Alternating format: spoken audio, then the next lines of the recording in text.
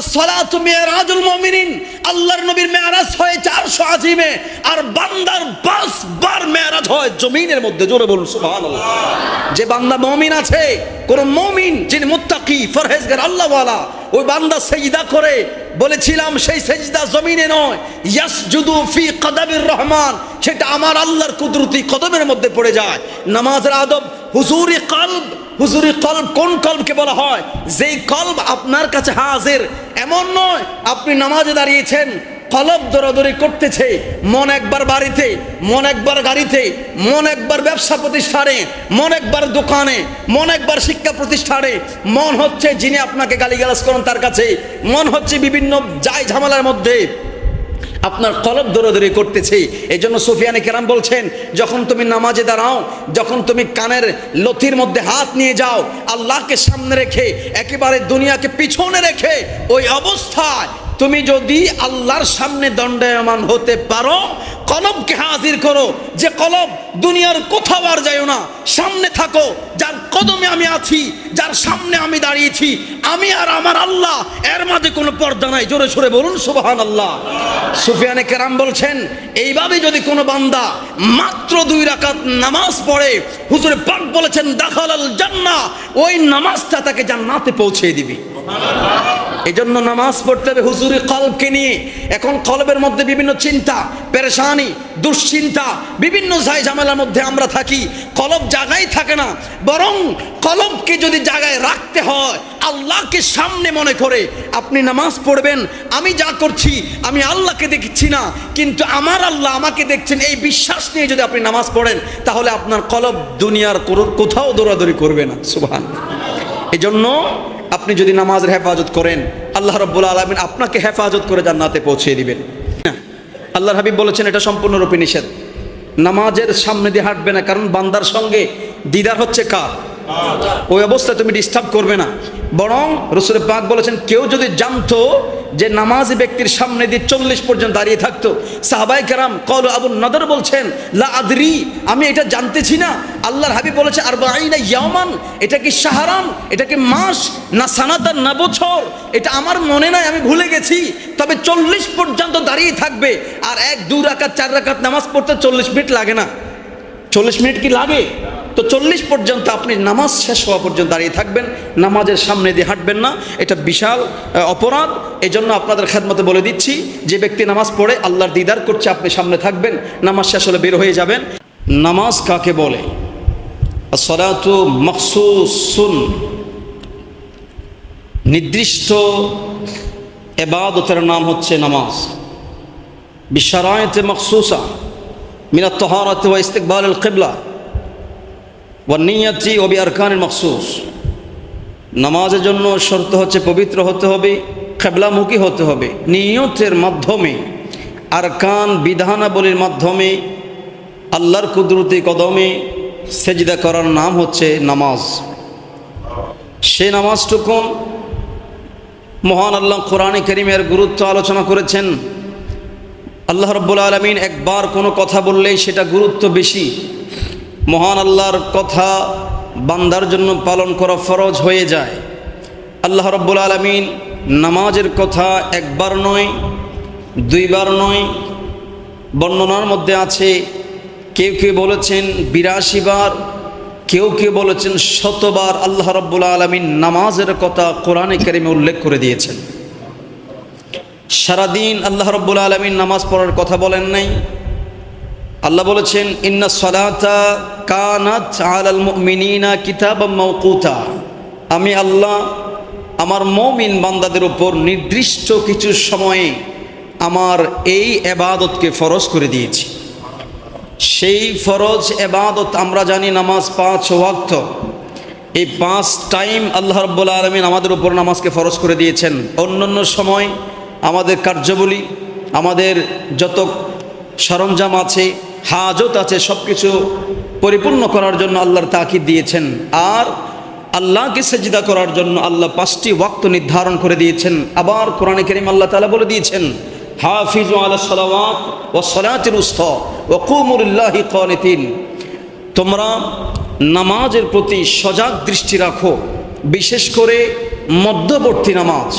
তাফসীরের মধ্যে আছে সালাতুল আসর, আল্লাহ যে নামাজকে হেফাজত করার কথা বলেছেন সেটা হচ্ছে আসরের নামাজ। কারণ ওই সময় আকাশটা শীতল হয়ে যায়, মানুষের তন্দ্রা আসে, ঘুম আসে, মানুষ এই নামাজের প্রতি বেশি গাফেল হয়ে যায়। আল্লাহ রাব্বুল আলামিন বলেছেন ওই সময় তুমি নামাজের হেফাজতের দিকে মনোযোগী হয়ে যাও। ওয়াকুমু লিল্লাহি কানিতিন, এবং নামাজের জন্য আল্লাহর সামনে দণ্ডায়মান হয়ে যাও একেবারে বিনতিভাবে। সুবহানাল্লাহ। এভাবে বহু আয়াতে আল্লাহ রাব্বুল আলামিন বলেছেন। কোরআনে কারীমের আয়াতের প্রেক্ষিতে আল্লাহর নবী হাদিসে মুবারাকার মধ্যে, মিশকাতের মধ্যে আছে, বুখারী শরীফের মধ্যে আছে, عن ابن عمر رضي الله عنه قال قال النبي صلى الله عليه وسلم بني الإسلام على 50 شهادة أن لا إله إلا الله وأن محمدا عبده ورسوله وإقام الصلاة وإيتاء الزكاة والحج وصوم رمضان। জোরে বলুন না সুবহানাল্লাহ। এইভাবে হাদিসে পাকের আলোকে আল্লাহর এই দ্বীন প্রতিষ্ঠিত থাকবে 5টি স্তম্ভের উপর। এই দ্বীনের খুঁটি, ফাউন্ডেশন হচ্ছে 5টি জিনিস। এর মধ্যে প্রথম নম্বর হচ্ছে ঈমান, ঈমানের দ্বিতীয় নম্বর, ঈমানের পরে যেই জিনিসের জন্য আল্লাহ রাব্বুল আলামিন গুরুত্ব দিয়েছেন, নবী পাক সেটার কথা বলেছেন নামাজ। ঈমানের পরপরেই যেই জিনিসের স্থান সেটার নাম হচ্ছে নামাজ। আজকে সেই নামাজ থেকে আমরা দূরে আছি। রাসূল পাক বলেছেন হজ করার সামর্থ্য লাগে, যাকাত দেওয়ার সামর্থ্য লাগে, কিন্তু নামাজ পড়তে ব্যক্তি যে অবস্থায় থাকুক, যদি আকিল হয়, কুল্লু মুসলিমিন, যদি কোনো প্রত্যেক মুসলমান আকিলিন ওয়া বালিগিন মিন যাকারিন আও উনসা, নারী এবং পুরুষ আকিলবান, আকিলওয়ালা, মজনুন নয়, যার জ্ঞান আছে, ওই সমস্ত যত বান্দায়ে খোদা আছে সকলের উপর আমার এই ইবাদতকে আমি আল্লাহ ফরজ করে দিলাম। সবাই এই নামাজ পড়বে। নামাজ পড়বে, বান্দা অসুস্থ হলেও বলছে তুমি দাঁড়িয়ে নামাজ পড়ো, দাঁড়িয়ে না পারলে বসে নামাজ পড়ো, যদি বসে নামাজ না পড়তে পারো তাহলে শুয়ে পড়ো, আর যদি শুয়ে পড়তে না পারো তাহলে ইশারায় পড়ো। হুঁশ যতক্ষণ আছে ততক্ষণ পর্যন্ত এই ইবাদত চালু রাখতে হবে। সুবহানাল্লাহ। এত গুরুত্বপূর্ণ এত ইবাদত। আল্লাহ রাব্বুল আলামিন বলেছেন আল্লাযীনা হুম আলা সালাওয়াতিহিম ইউহাফিজুন, যে তোমরা নামাজের হেফাজত করো, এর মধ্যে তোমাদের লস হবে না। উলাইকা হুমুল ওয়ারিসুন, নামাজের হেফাজত করতে পারলে আল্লাহ তাআলা তোমাদেরকে উত্তরাধিকারী বানিয়ে দিবেন, দুনিয়ার উত্তরাধিকারী নয়।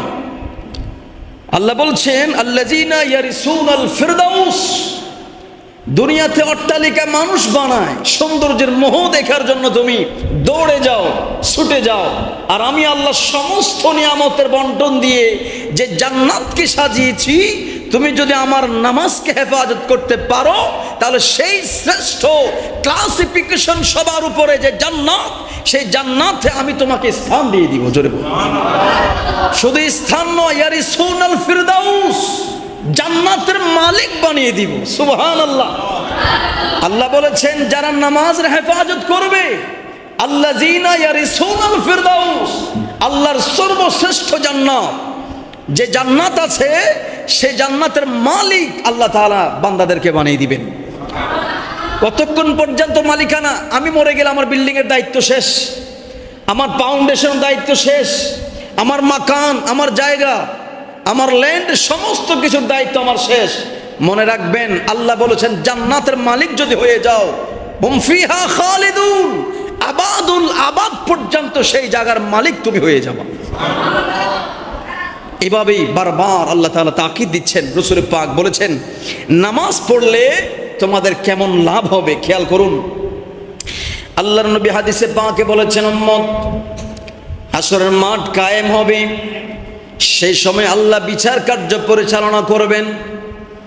যারা মুমিন আছে, মুসলমান আছে, মুত্তাকি আছে, ইমানদার আছে, তাদের থেকে আমার আল্লাহ হিসাব গ্রহণ করবেন। আউয়ালু মা ইউহাসাবু বিহিল আবদু ইয়াউমাল কিয়ামাতিস সালাহ। উম্মত রে, সর্বপ্রথম আল্লাহ রাব্বুল আলামিন তোমাদের কাছ থেকে যে হিসাবটুকুন গ্রহণ করবেন, রোজার হিসাব নয়, যাকাতের হিসাব নয়, হজের হিসাব নয়, যে হিসাবটুকুন আল্লাহ রাব্বুল আলামিন তোমাদের থেকে গ্রহণ করবেন সেটা হচ্ছে নামাজের হিসাব। জোরে বলুন সুবহানাল্লাহ। নবী পাক বলেছেন আল্লাহ রাব্বুল আলামিন প্রথম তোমাদের থেকে নামাজের হিসাব নেবেন। ফাইন সলুহাত সলুহা সাইরু আমালিহি, যে বান্দা নামাজের হিসাবটুকুন, নামাজের জবাবটুকুন সুন্দরভাবে মহান রবের কাছে উপস্থাপন করতে পারবে, আমার নবী বলেছেন তার বাকি আমল যতগুলি আছে সকল আমলগুলি তার জন্য সহজ হয়ে যাবে। জোরে বলুন সুবহানাল্লাহ। নামাজ পড়লে একটা লাভ হবে, হাসরের ময়দানে আল্লাহ যে কোশ্চেন করবেন, যে সওয়াল আল্লাহ করবেন, যে প্রথম হিসাব আমার থেকে নেবেন সেটা হচ্ছে নামাজের হিসাব। আর আপনি যদি নামাজের পায়বন্দি হতে পারেন, নামাজের হিসাব যদি আপনি দিতে পারেন, তাহলে আল্লাহ রাব্বুল আলামিন আপনার হজের হিসাব, যাকাতের হিসাব, সকল হিসাবগুলো আপনার জন্য সহজ করে দিবেন। সুবহানাল্লাহ। যে বান্দার নামাজের হিসাবের মধ্যে ত্রুটি হয়ে যাবে, বিচ্যুতি হয়ে যাবে, যার নামাজের হিসাব সুন্দর হবে না, যিনি নামাজের হিসাব মহান রবের সামনে দিতে পারবে না, আল্লাহর হাবিব বলেছেন ফাসাদা সাইরু আমালিহি, তার যত ইবাদত আছে সমস্ত ইবাদতগুলি নষ্ট হয়ে যাবে। নামাজ যার পরিপূর্ণ আছে তার সমস্ত হিসাব সহজ হয়ে যাবে, যার নামাজের ঘাটতি আছে বাকি হিসাবগুলি তার জন্য কঠিন হয়ে যাবে। একটা লাভ হবে, যারা নামাজ পড়ে হাসরের ময়দানে নামাজের হিসাব দিতে পারলে তারা জান্নাতি। জোরে বলুন সুবহানাল্লাহ। এইভাবে আল্লাহর হাবিব বলেছেন নামাজ পড়লে ওই ব্যক্তির লাভ হবে যে নামাজের হেফাজত করেছেন। মান হাফাজা আলা সালাত মান হাফাজা আলাইহা কানাত লাহু নূরান ওয়া বুরহানান ওয়া নাজাতান ইয়াউমাল কিয়ামা। মহান রব বলেছেন যে বান্দা নামাজের হেফাজত করতে পারবে, আমি আল্লাহ, আমি নবী তোমাদেরকে জানিয়ে দিলাম ওই নামাজটুকুন তার জন্য কিয়ামতের ময়দানে নূর হয়ে যাবে। জোরে বলুন সুবহানাল্লাহ। ওয়া বুরহানান, দলিল হয়ে যাবে, আল্লাহর সামনে দলিল হয়ে দাঁড়িয়ে যাবে। আল্লাহ তোমার বান্দা নামাজ আদায় করেছে, আমি তার জন্য দলিল হয়ে সামনে থাকবে। ওয়া নাজাতান ইয়াউমাল কিয়ামা, আল্লাহ বলছেন নামাজের হেফাজত করনেওয়ালা ব্যক্তি নামাজের বিনিময়ে আল্লাহর শ্রেষ্ঠ নিয়ামত জান্নাতে চলে যাবে। জোরে বলুন সুবহানাল্লাহ। নাজাত প্রাপ্ত হয়ে যাবে, নাজাতান ইয়াউমাল কিয়ামা। ওই বান্দা নামাজের হেফাজত যদি করতে পারে ওই বান্দার মুক্তি হয়ে যাবে। বান্দা আল্লাহর দরবারে টেনশনে পড়বে না, পেরেশানি পড়বে না, খৌফ থাকবে না, তাহজান থাকবে না। বান্দা নামাজের সেজদার বদৌলতে আল্লাহর কুদরতি কদমে সেজদা দিয়েছে। হাদিসে মুবারাকা আছে ইন্নাস সাজিদা ইয়াসজুদু ফি কদমির রহমান। যখন বান্দা সেজদা করে সেই সেজদাটা দুনিয়ার টাইলসে পড়ে না, দুনিয়ার জায়নামাজের মধ্যে পড়ে না, বরং সেটা আল্লাহর কুদরতি কদমের মধ্যে পড়ে। সেজদা এটা এই টাইলসের মধ্যে পড়ে নাই, এটা আমার আল্লাহর কুদরতি কদমের মধ্যে পড়েছেন। আল্লাহ তাআলা কোরআনে হাকিমের মধ্যে বলে দিয়েছেন বান্দারে নামাজ যদি তুমি আদায় করতে পারো, নামাজের হেফাজত যদি করতে পারো, নামাজ যদি তুমি কায়েম করতে পারো, ইন্নাস সালাতা তানহা আনিল ফাহশাই ওয়াল মুনকার, নিশ্চয় নামাজ তোমাকে সমস্ত খারাপ কার্য বলে যা আছে, ফাহেশা কার্য বলে যা আছে, অপছন্দনীয় কার্য বলে যা আছে, সকল কিছু থেকে নামাজ তোমাকে বিরত রাখবে। শুধু বিরত রাখবে না, আল্লাহকে স্মরণ করার জন্য ওয়ালা যিকরুল্লাহি আকবার, আল্লাহকে স্মরণ করার জন্য এই নামাজ হচ্ছে সর্বোত্তম মাধ্যম, সর্বশ্রেষ্ঠ মাধ্যম, যেই মাধ্যমে আল্লাহকে পাওয়া যাবে। জোরে বলুন সুবহানাল্লাহ। ওয়াল্লাহু ইয়ালামু মা তাসনাউন, আল্লাহ বলেছেন এইভাবে সকল কিছুর খবর আমি আল্লাহর কাছে আছে, আমি আল্লাহ সব জানি।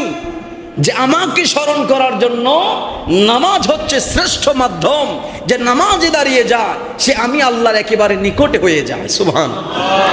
আল্লাহর হাবিব বলেছেন নামাজ তোমাদেরকে কেমন উপকার করবে, নামাজ পড়লে করলে তোমাদের কেমন লাভ হবে। নামাজের ফজিলত কোরআনে কারীম আল্লাহ বর্ণনা করে দিয়েছেন, ওয়াকিমিস সালাতা তরফাইন নাহারি ওয়া সুলাফাম মিনাল লাইল। বান্দারে দুই প্রান্তের নামাজকে যদি তুমি হেফাজত করতে পারো, দিনের নামাজ এবং রাতের নামাজকে যদি তুমি হেফাজত করতে পারো, তাহলে আমি তোমাদেরকে জানিয়ে দিচ্ছি তোমার গুনাহ হয়ে গেছে, অন্যায় হয়ে গেছে, জুলুম হয়ে গেছে, ব্যভিচার করেছো, তওবা করে যদি তুমি নামাজকে হেফাজত করতে পারো, আমি তোমাদেরকে জানিয়ে দিলাম ইন্নাল হাসানাতি ইউযহিবুনাস সাইয়্যাত। নামাজের বদৌলতে, নামাজের দ্বারা আল্লাহ রাব্বুল আলামিন তোমার গুনাহগুলিকে মাফ করে দিবেন। জোরে বলুন সুবহানাল্লাহ। এমনি ভাবে হাদিসে মুবারাকার মধ্যে আছে, রহমতের নবী এলান করলেন, আরাইতুম লাউ আন্না নাহারান বিবাবি আহাদিকুম ইয়াগতাসিলু ফীহি কুল্লা ইয়াউমিন 5 মাররাতিন। উম্মতেরা রে আমার, আমি তোমাদেরকে বলছি, তোমরা আমাকে বলো, যদি তোমাদের কারো বাড়ির সামনে পানির প্রসবন থাকে, পানির পুষ্করণী থাকে, পানির কুয়া থাকে, অথবা পানির একটা নদী থাকে, ওই নদীর মধ্যে যদি কোনো বান্দা দৈনিক 5 বার গোসল করে, তার শরীরের মধ্যে কি আর কোনো ময়লা থাকতে পারে? সাহাবায়ে কেরাম বললেন, ক্বালু লা ইয়া রাসূলুল্লাহ মিন দারনিহি শাইউন। না, তার শরীরের মধ্যে আর কোনো ধরনের ময়লা থাকতে পারে না। আল্লাহর হাবিব মিসাল দিচ্ছেন, যে বান্দা 5 ওয়াক্ত নামাজের হেফাজত করতে পারবে, 5 ওয়াক্ত নামাজকে নিজের জীবনে আগলে রাখতে পারবে, 5 ওয়াক্ত নামাজকে পরিপূর্ণভাবে আদায় করতে পারবে, আল্লাহর হাবিব বলে দিয়েছেন যেমনি ভাবে ওই লোকটা গোসল করার কারণে তার শরীরের মধ্যে কোনো ময়লা থাকে না, যিনি নামাজের হেফাজত করবেন, নামাজকে নিজের জীবন সঙ্গী বানিয়ে নেবেন রে, ওই বান্দার শরীরের মধ্যে আর কোনো গুনাহ থাকবে না। হাদিসে পাকের মধ্যে আমার নবী বলেছেন, মিশকাতের মধ্যে আছে, মুসলিম শরীফের মধ্যে হাদিস আছে, আল্লাহর রাসূল পাক বলেছেন, আল খামাস সালাতুল খামসু ওয়াল জুমআতু ইলাল জুমআ। 5 ওয়াক্ত নামাজ মানুষের গুনাহকে মাফ করে দেয়। এক জুমা থেকে আরেক জুমার মাঝখানের গুনাহগুলি মাফ হয়ে যায়। ওয়া রমাদানু ইলা রমাদান। যে বান্দা এক রমজান থেকে আরেক রমজানের মধ্যে যদি কোনো গুনাহ সংগঠিত হয়ে যায়, মহান আল্লাহ রমজানের বদৌলতে তার গুনাহগুলিকে মাফ করে দেয়। জোরে বলুন সুবহানাল্লাহ। শুধুমাত্র বান্দা যদি কবিরা গুনাহ থেকে পবিত্র থাকে, সগীরা গুনাহগুলি আল্লাহ মায়ার নজর দ্বারা মাফ করে দেয়। আল্লাহর নবীকে প্রশ্ন করা হয়েছে, ক্বালাম সাআলতুন নবী সাল্লাল্লাহু আলাইহি ওয়াসাল্লাম আইয়ুল আমালি আফদালুন। ওগো নবী, আপনার কাছে জানতে চাই কোন ইবাদত আল্লাহর কাছে সবচাইতে প্রিয়? আহাব্বা ইলাল্লাহ, আল্লাহর কাছে সবচাইতে প্রিয়, আল্লাহ বেশি ভালো কোন ইবাদতকে বাসেন? আল্লাহর হাবিব বলেছেন, ক্বালা আস-সালাতু লিওয়াক্তিহা। যে বান্দা নামাজের সময় নামাজকে আদায় করে দেয়, ওই ইবাদতটা আল্লাহর কাছে সবচাইতে প্রিয়। জোরে বলুন সুবহানাল্লাহ। যে বান্দা নামাজের সময় নামাজকে আদায় করে দেয়, এমন নয় নামাজ হচ্ছে যাব পড়তেছি এই অবস্থা নয়, যিনি নামাজের ওয়াক্তে নামাজকে আদায় করে দেয়, এই কাজটা আল্লাহর কাছে সবচাইতে প্রিয়। এভাবে আল্লাহর হাবিব বলতে বলতে হাদিস মুবারকার মধ্যে আছে যে নামাজ এমন একটা ইবাদত, যে নামাজটা দুনিয়া এবং আখিরাতে ব্যক্তির জন্য কল্যাণ হয়ে যায়। আল্লাহর নবী হাদিসে পাকের মধ্যে এলান করলেন, হযরত আবু যর বর্ণনা করেন, আমার নবী একদিন সকালবেলা বের হলেন, জামানা শীতাই, সকালবেলা শীতকালে রাসূল বের হলেন, ফাআখাযা বিগুসনাইনি।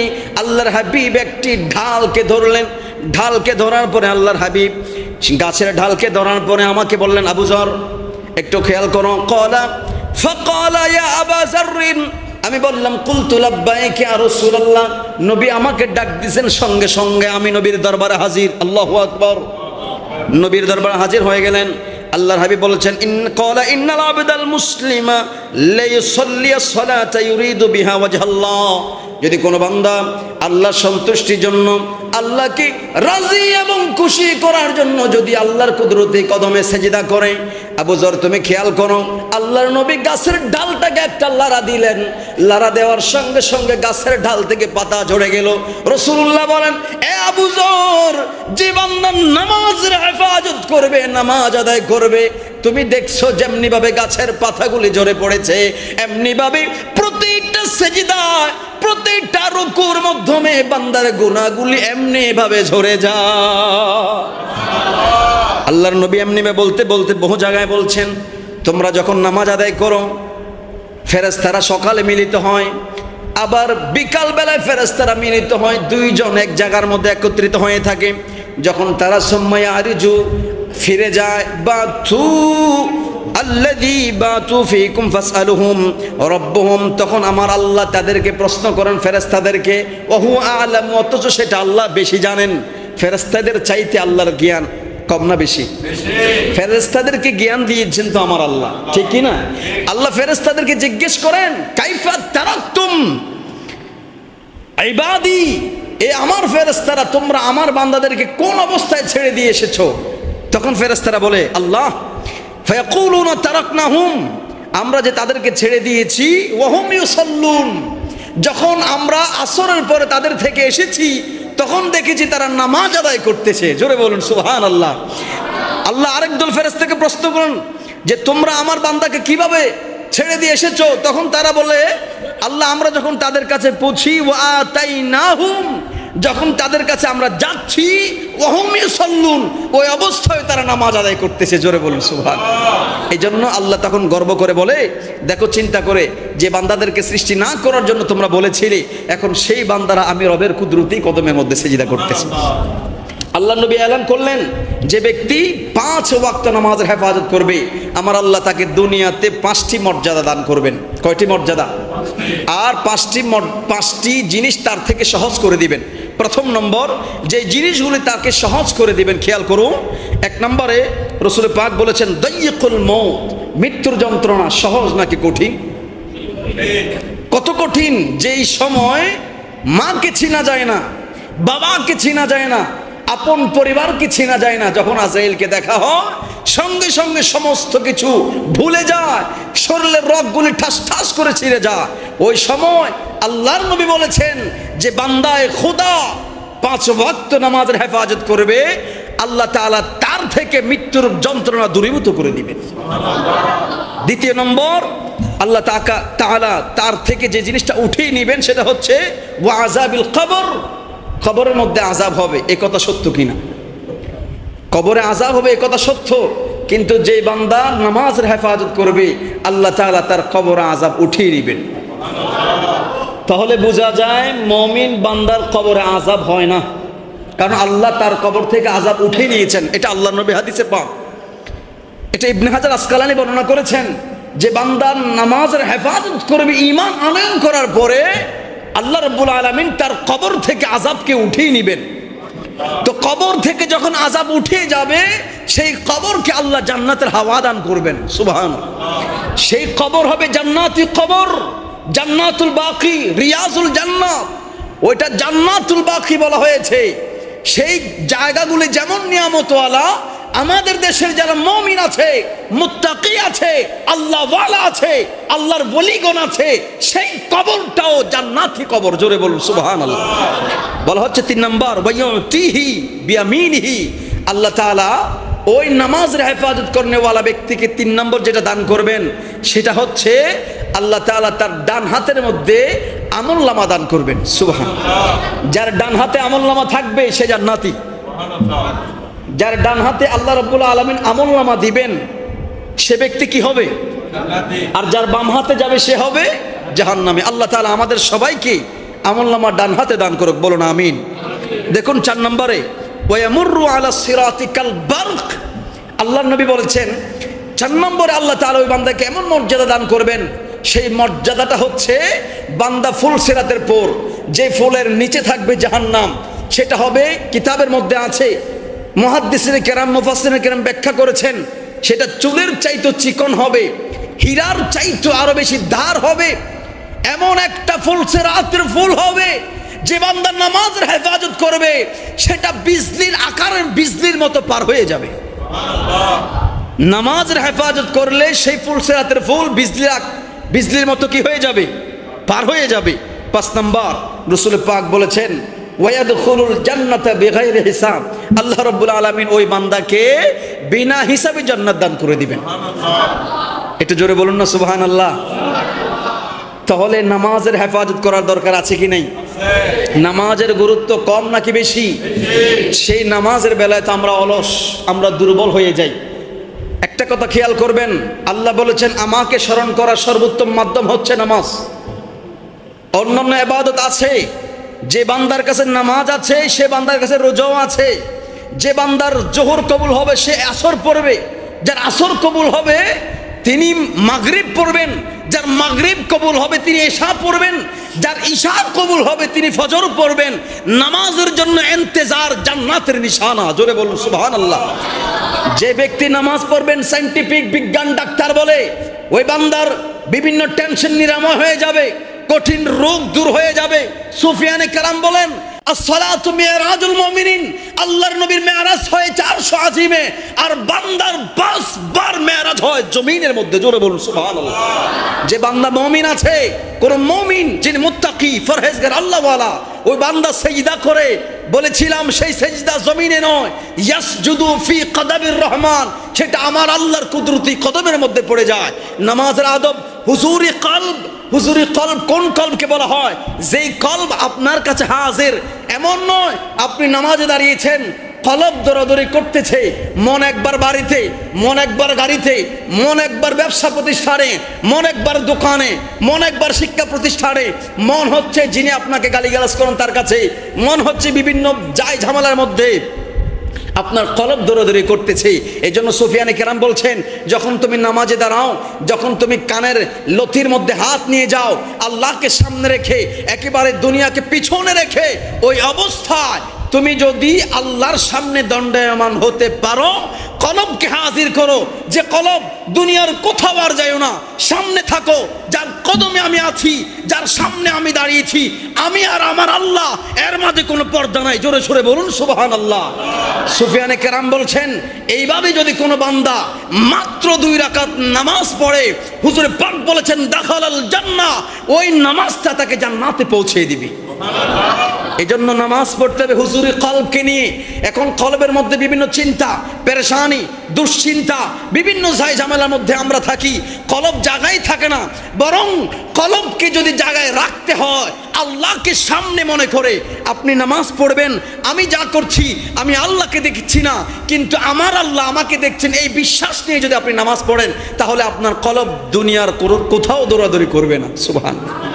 এই জন্য আপনি যদি নামাজের হেফাজত করেন, আল্লাহ রাব্বুল আলামিন আপনাকে হেফাজত করে জান্নাতে পৌঁছে দিবেন। আমাদের তো জান্নাত দরকার আছে, জান্নাতের প্রয়োজন আছে, আছে কি নাই? সে জান্নাতে আমাদের যাওয়ার ইচ্ছা আছে। যদি জান্নাতে যেতে চান তাহলে নামাজের হেফাজত করতে হবে। আল্লাহ পাক আমাদেরকে 5 ওয়াক্ত নামাজ, পায়ে ধরে বলি ভাই, যেহেতু হাসরের ময়দানে আপনার আমার হিসাব দিতে হবে, এই জন্য 5 ওয়াক্ত পাঞ্জাগরা নামাজের হেফাজত করবেন। যখন দেখবেন নামাজের মধ্যে মন থাকে না, আবার ওযু করবেন, ভালো করে ওযু করবেন। রাসূল পাক বলেছেন, যে বান্দা ভালো করে ওযু করে, পরিপূর্ণ ওযু করে 2 রাকাত নামাজ পড়বে, আল্লাহ তার গুনাহগুলি মাফ করে দিবেন। এই জন্য আমি আপনাদের খেদমতে অনুরোধ করব যে আপনারা 5 ওয়াক্ত নামাজ যেখানে থাকেন সেখানে আদায় করবেন। আর যদি জামাতে আদায় করতে না পারেন, জামাতে আদায় করার চেষ্টা করবেন। রাসূল পাক বলেছেন, যে বান্দা 5 ওয়াক্ত নামাজকে জামাতের সাথে আদায় করতে পারে, ওই বান্দা এমন হয়ে যায় আল্লাহ তাআলা বারাআতুম মিনান নার, তার থেকে জাহান্নামের আগুনকে হারাম করে দেন। তার থেকে জাহান্নামের আগুন কি করেন? হারাম করে দেন, এবং তার অন্তর থেকে নেফাক দূরীভূত করে দেন। আর একটি মাসালা আপনাদের খেদমতে বলে দিচ্ছি, অনেক সময় আমরা নামাজ পড়ি, নামাজের পাশ সামনে দিয়ে আমরা হাঁটাচলা করি কি না? আল্লাহর হাবিব বলেছেন এটা সম্পূর্ণরূপে নিষেধ। নামাজের সামনে দিয়ে হাঁটবে না, কারণ বান্দার সঙ্গে দিদার হচ্ছে কার? ওই অবস্থায় তুমি ডিস্টার্ব করবে না। বরং রাসূল পাক বলেছেন, কেউ যদি জানতো যে নামাজি ব্যক্তির সামনে দিয়ে 40 পর্যন্ত দাঁড়িয়ে থাকতো, সাহাবায়ে কেরাম কল আবু নদর বলছেন, লা আদরি, আমি এটা জানতেছি না। আল্লাহর হাবিব বলেছে আরবাঈনা ইয়াওমান, এটা কি শাহরান, এটা কি মাস, না সানাতান, না বছর, এটা আমার মনে নাই, আমি ভুলে গেছি। তবে 40 পর্যন্ত দাঁড়িয়ে থাকবে। আর 1, 2 রাকাত 4 রাকাত নামাজ পড়তে 40 মিনিট লাগে না? 40 মিনিট কি লাগে? তো 40 পর্যন্ত আপনি নামাজ শেষ হওয়া পর্যন্ত দাঁড়িয়ে থাকবেন, নামাজের সামনে দিয়ে হাঁটবেন না, এটা বিশাল অপরাধ। এই জন্য আপনাদের খেদমতে বলে দিচ্ছি, যে ব্যক্তি নামাজ পড়ে আল্লাহর দিদার করছে, আপনি সামনে থাকবেন, নামাজ শেষ হলে বের হয়ে যাবেন। নামাজি ব্যক্তিদের সামনে দিয়ে হাঁটা একেবারে ওলামায়ে কেরাম বলছেন কট্টর নিষেধ, এটা কবিরা গুনাহ শামিল। এই জন্য আল্লাহ পাক আমাদেরকে নামাজের হেফাজত করার তৌফিক দান করুক। আমরা যেন বেশি বেশি আল্লাহর ইবাদত বন্দেগী করতে পারি সেই তৌফিক দান করুক। যারা পরে আসছেন 4 রাকাত কাবলা জুমা আদায় করুন। আসসালামু আলাইকুম ওয়া রাহমাতুল্লাহি ওয়া বারাকাতুহু।